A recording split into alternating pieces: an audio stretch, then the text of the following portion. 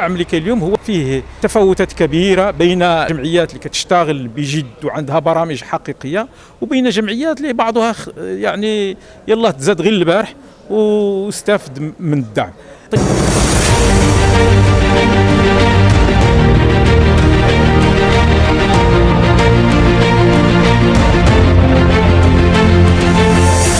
اليوم حنا في مدينة ولاد تيماء إقليم تارودان انعقدت الجلسة الأولى للدورة العادية لشهر أكتوبر لجماعات أولاد تيماء.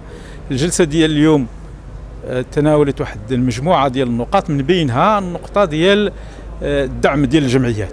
بالنسبة للدعم اللي كاين اليوم هو فيه تفاوتات كبيرة بين جمعيات اللي كتشتغل بجد وعندها برامج حقيقية، وبين جمعيات اللي بعضها يعني يلا تزاد غير البارح واستفد من الدعم.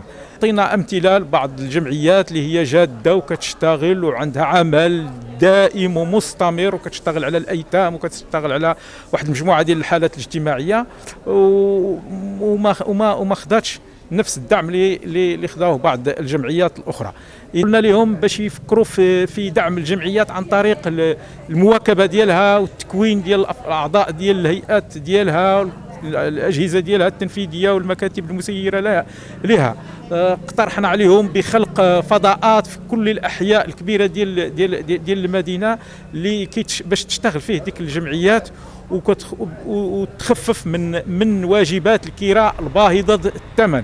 خلقوا لهم مركبات ثقافية أو مركبات اجتماعية إلى غير ذلك. عمل الجمعوي اليوم أصبح له من باب خاص في القانون التنظيمي ديال الجماعات الترابية ونص عليه الدستور، وبالتالي وجب التعامل معه بعيدا عن السياسية، بعيدا عن الزبونية، بعيدا عن توظيف هذه الجمعيات توظيف سيء، وبالتالي الدفع ديالها لعدم القيام بالادوار الحقيقيه ديالها لخدمه التنميه وخدمه الساكنه.